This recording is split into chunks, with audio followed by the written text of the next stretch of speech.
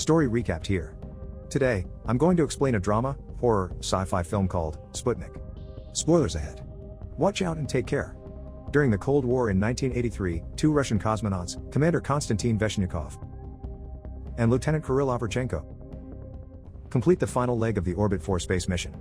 Overchenko talks about his excitement to see his family as they prepare for an atmospheric re-entry towards the Earth.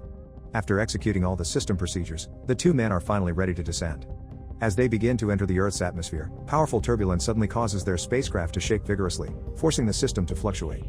As both men try to regain their composure, they notice a silhouette of a non-terrestrial creature, lumbering across the window toward them.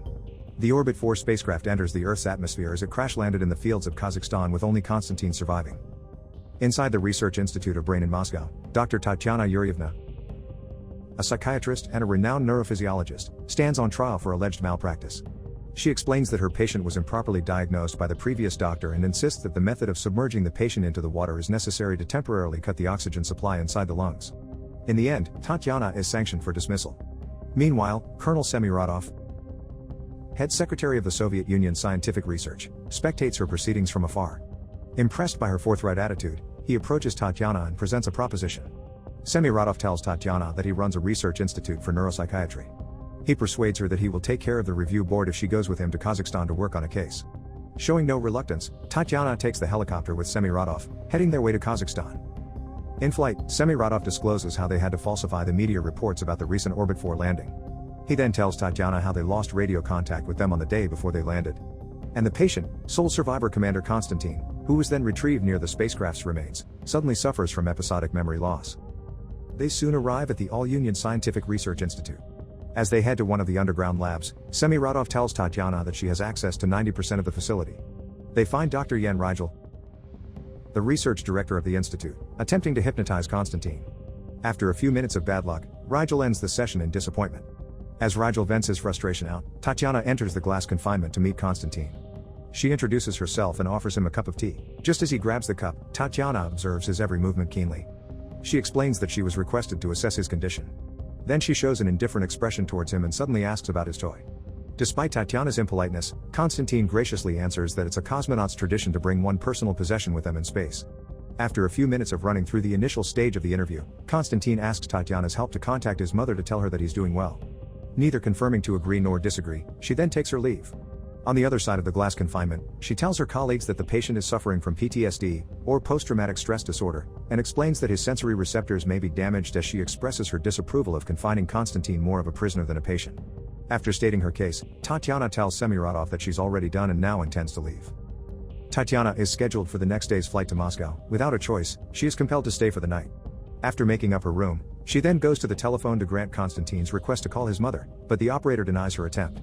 Later that night, Semiradov knocks on her door, bringing her back to the lab. A group of soldiers suddenly arrives, moving quickly to secure an additional set of latches around Konstantin's confines. Then on a monitor screen, Tatyana watches Konstantin struggle as he spews blood on the floor, after which an embryo of a non-terrestrial creature comes out from his mouth. Seeing the creature come to life, she spaces out in extreme terror. Tatyana then clings around herself, trying to keep herself together. Semiradov explains that the creature resides inside Konstantin. The creature comes out from its host during the night. Although it may look like Konstantin suffers in pain, it exits and enters his body without really harming him. Tatyana is suspicious and demands the reason why they want her to work on this classified case. Semiradov admits that he chose her because of her radical approach in the medical field regardless of the process in order to get certain results. Instead of being flattered, Tatyana feels that her abilities are being challenged. She then pensively demands all the classified materials to properly officiate the case. Tatyana finds out about the nature of the creature as she examines the results of the previous experiments when they tried to separate the creature from its host. Without the creature, Konstantin's vital signs progressively deteriorate, while at the same time, he acquires phenomenal vitality and exceptional healing capabilities when the creature is inside his body. The creature incubates itself between Konstantin's esophagus and stomach, and every time it urges to exit its host, it induces a toxin that relaxes the muscles, knocking its host unconscious as it ventures outside. Its ability to withstand outside its host's body increases by a fraction of 10 minutes on every occasion, and currently, the creature can stay outside for over an hour. Tatyana is determined to find out whether the creature is a parasite or a symbiote that bonds with its host, creating a single entity. Meanwhile, as Tatyana reviews the footage of the creature, Dr. Rigel enters the room.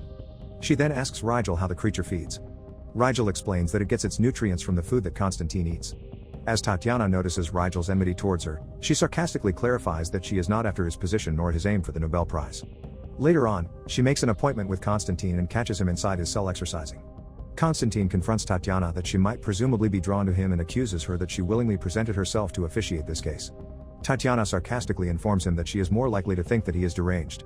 Catching his attention, Konstantin asks her to elaborate. She discloses that the whole institution thinks that he killed his co-pilot, Overchenko. After finding Overchenko dead as soon as they have landed, there is no other person that is likely to be suspected except him. Showing signs of aggravation, Konstantin realizes that it could be the whole reason why they held him in detention. As he conveys how he prepares for this moment of truth, he insists that he didn't know how it happened if it did really happen. Ignoring his claim, Tatiana adds that she read on his profile that he abandoned his son. She accuses him of being self-centered to have chosen his career as a space crew rather than to be a father to his child. Konstantin is offended and asks her to leave. She then quickly returns to her infuriated colleagues and apologizes for her menial manner towards Konstantin.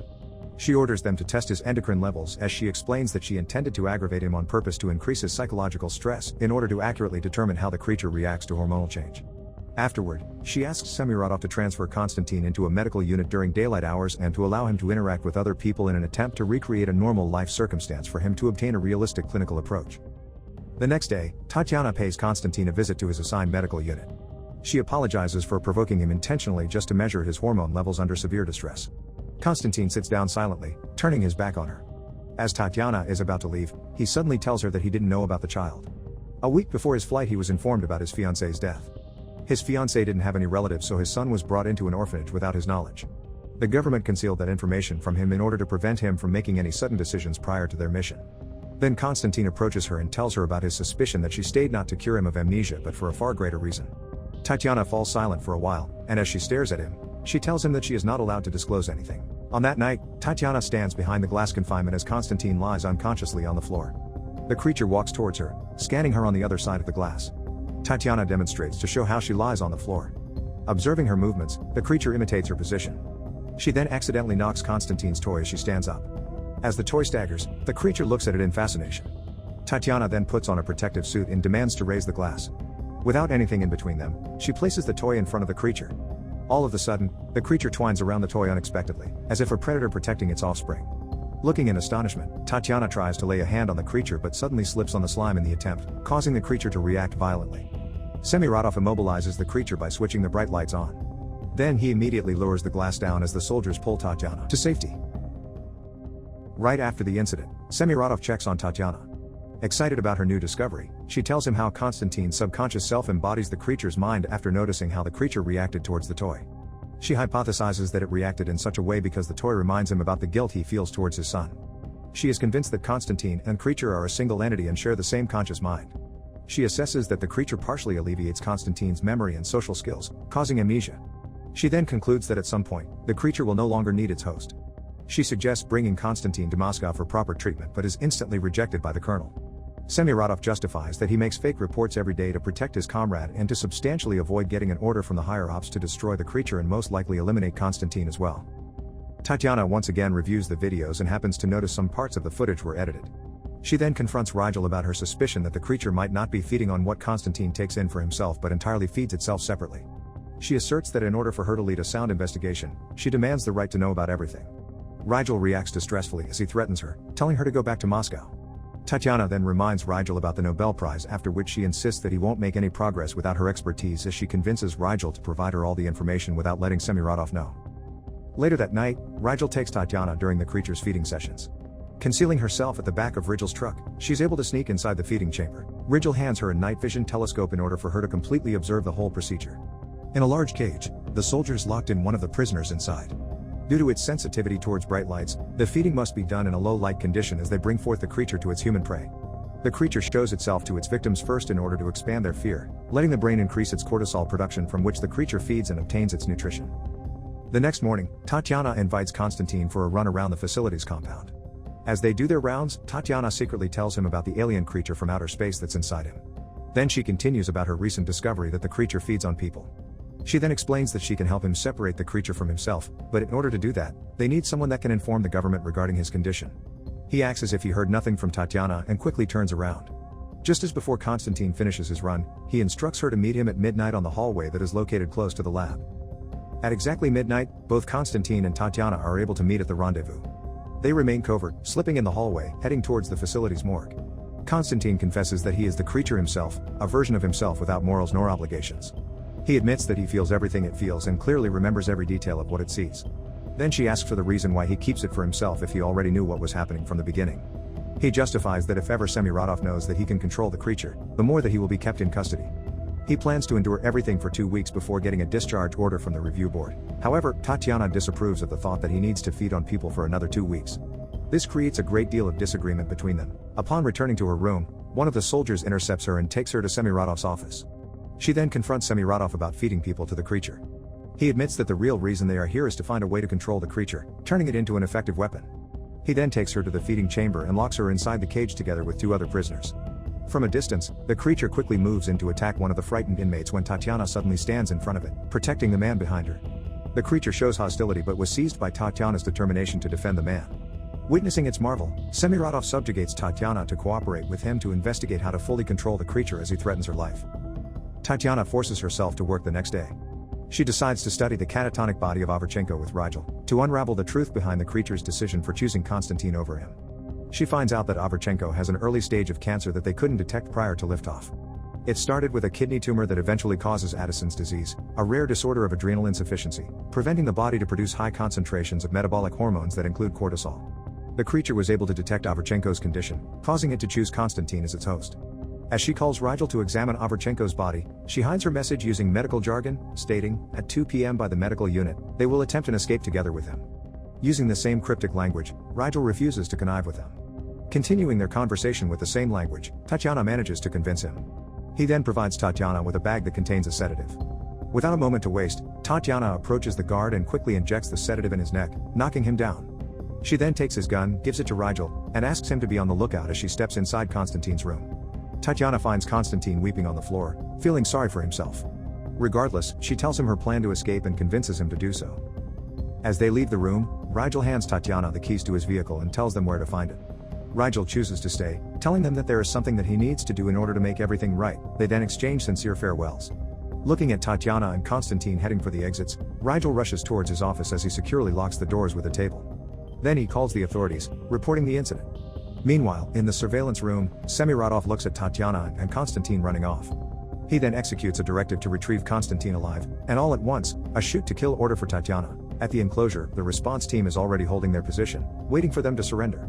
As Tatiana tries to move away from Konstantin while she raises her hand, the response team suddenly shoots her. Taking a bullet to the gut, she is lucky enough that they missed killing her. On the other hand, Semiradov manages to get inside his office after Rigel discloses all the information to the authorities regarding their operations. Rigel tells Semiradov that he has already informed them about their illegal activities.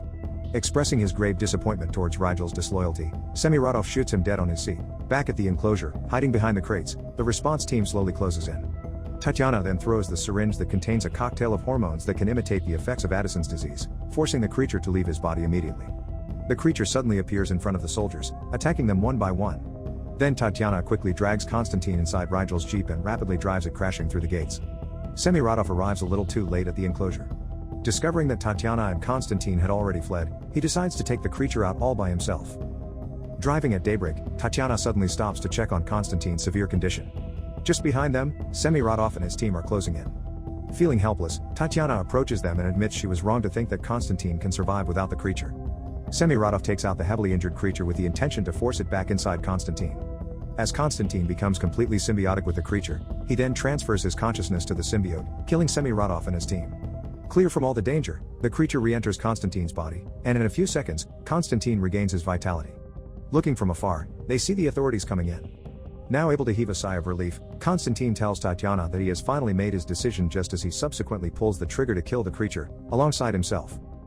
Tatiana survives and now leads a free life. After quite some time, after all that's been done, she is now ready to lead a new life together with her adoptive son, the son of the late Commander Konstantin Veshnyakov. Subscribe to watch more videos like this. Turn on notifications. And leave a like, it really helps the channel out. Thank you for watching.